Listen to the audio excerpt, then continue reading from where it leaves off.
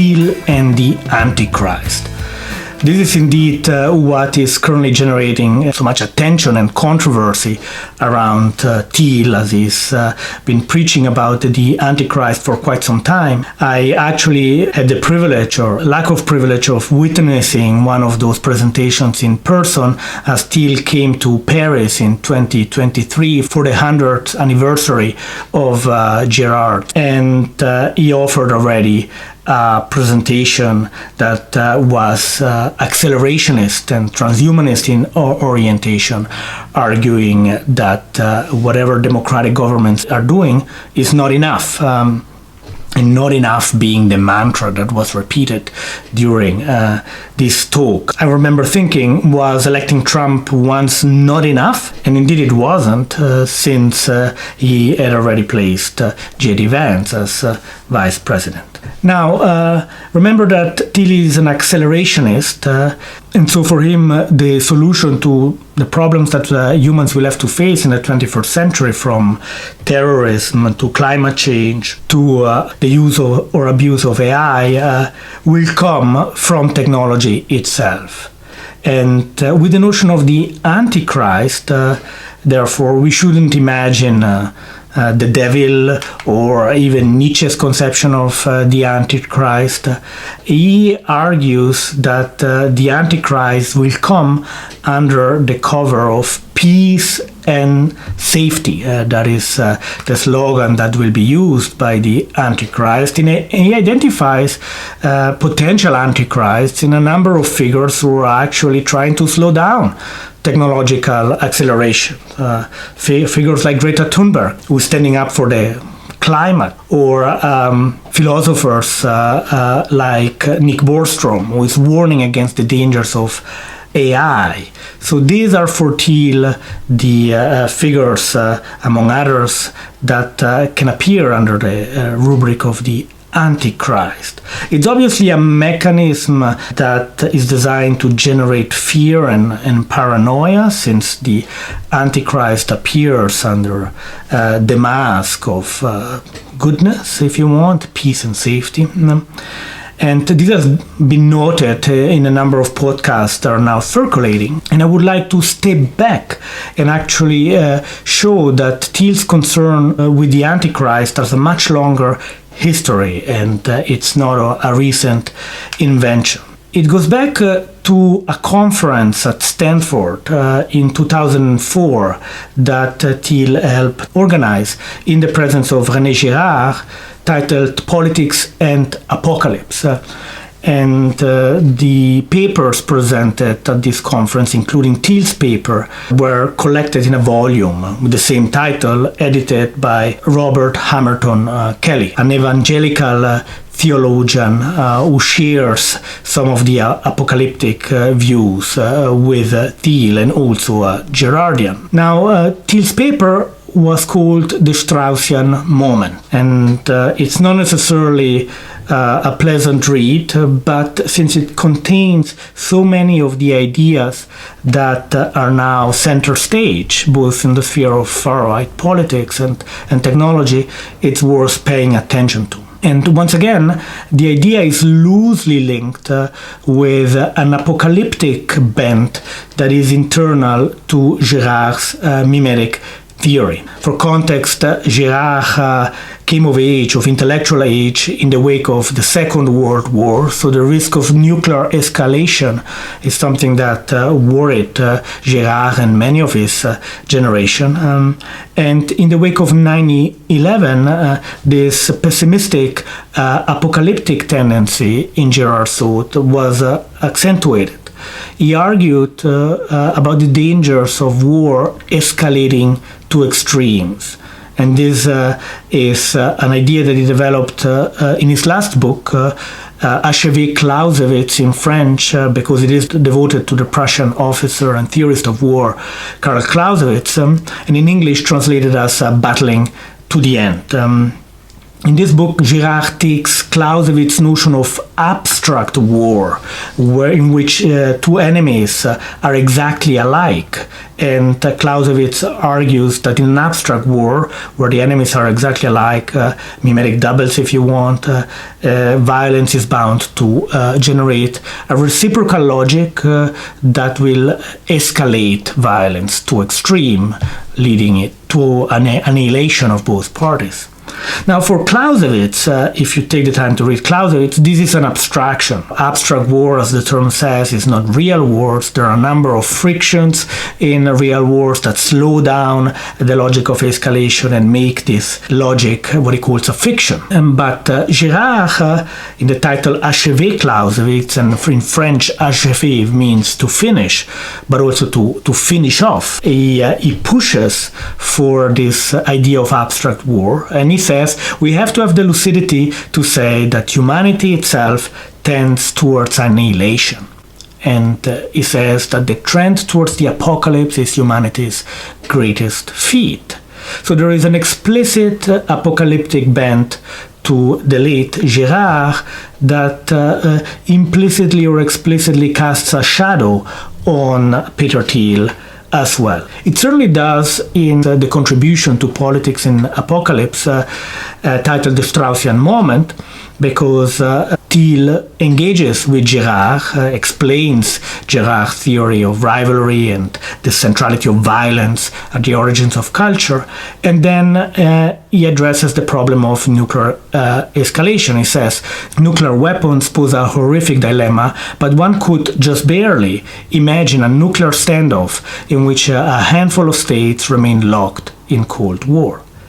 But what if mimesis drives others to try and acquire these same weapons for the mimetic prestige they confer, so that the technological situation is never static, but instead contains a powerful escalatory dynamic? So here you have the notion of escalation linked to a technological mimetic situation. Now, both Girard and Thiel are responding to the terrorist attacks of September 11. And the question that Thiel poses is how to reply to such a terroristic attacks. To be or not to be violent? That is the question that is posed at this conference. And Girard's answer, even though it theorizes abstract war, is obviously to caution against an engagement with violence, because that can only generate more violence by mimetic contagion. We will see that Thiel has implicitly a different solution on how to respond to something like a terrorist attack. Girard is in fact not the only influence in Thiel's essay. A major influence is the jurist and political theorist Carl Schmitt, who controversially joined the Third Reich and developed a still influential theory of politics predicated on the distinction between friends and enemies. And this is a distinction that Thiel actually relies on. Politics is the field of battle in which that division takes place, in which humans are forced to choose between friends and enemies. This is Thiel summarizing Schmitt, and then he quotes Schmitt. The high point of politics, declares Schmitt, are the moments in which the enemy is, in concrete clarity, recognized as the enemy. Now, this distinction between us versus them, friend-enemy, is obviously central to new fascist politics, and I'll come back to that in a moment. But for the moment, let me just call attention to the fact that in the essay, Thiel actually is aware that there is a problem with this distinction. He says that a dangerous dynamic lurks in Schmitt's division of the world into friends and enemies. And he says one must choose one's enemies well, for one will soon be just like them. So indeed, this is Girard's idea that if you engage in a duel, then you will be turning into the enemy yourself. It's the logic of mimetic escalation. And obviously, giving the paper in the presence of Girard, who was critical of Schmitt, Thiel feels obliged to take some distance from Schmitt's theory of friend and enemy, especially in the aftermath of the Holocaust, which caused the most horrific scapegoating mechanism in the history of Western culture. So he's taking a step away from Schmitt in theory and is moving towards another figure, which is there in the title, which is Leo Strauss. After all, Thiel's essay is titled The Straussian Moment. And Leo Strauss had made a famous and influential distinction between esoteric and exoteric knowledge. And he argued that philosophers through the ages, starting in antiquity, had to conceal their most dangerous ideas and articulate them via esoteric messages to be decoded by those who actually understand the implications of the theory. And as Paul Leslie pointed out in a very interesting article, there is a similar moment in Thiel's essay. He's playing at being Strauss, as Paul Leslie puts it. And actually, I recommend Leslie's essay because he was present during the conference, so he has a perspective of the insider and has written a lengthy article on the subject. Now, where I differ a little bit from Leslie's interpretation is that for Leslie, the esoteric concealed message internal to the Straussian moment is a passage from Oswald Spengler, The Decline of the West, actually the very conclusion of The Decline of the West, which Thiel quotes esoterically in German, and that argues for the need of a decision to be made in the face of destiny. It's a notoriously obscure, potentially anti-democratic decision that has been interpreted differently from the left and for the right, and Spengler speaks of the needed Caesarism, so becoming like Caesar, authoritarian if you want, in order to face this destiny. And this is something that Thiel raises in the footnote where he translates the German quote. In any case, there is something to the Spenglerian esoteric message, but I would argue that Thiel's esoteric message planted in the Straussian moment, which determines or already programs his future steps in politics and technology, is actually a quote from Leo Strauss himself. Perhaps unsurprisingly, since the essay is titled The Straussian Moment. And I quote the passage that Thiel refers to. It's a quote from Natural Right and History from Leo Strauss, and it goes as follows. The most just society cannot survive without intelligence, espionage, even though espionage is impossible without a suspension of certain rules of natural right. So what is the solution to terrorist attacks like 9/11? If violence is not an option, then espionage, technologies of espionage are the solution. And Thiel points to Echelon as one of the technologies that is used to gather intelligence against terrorism. But what is not mentioning, the conference took place in 2004.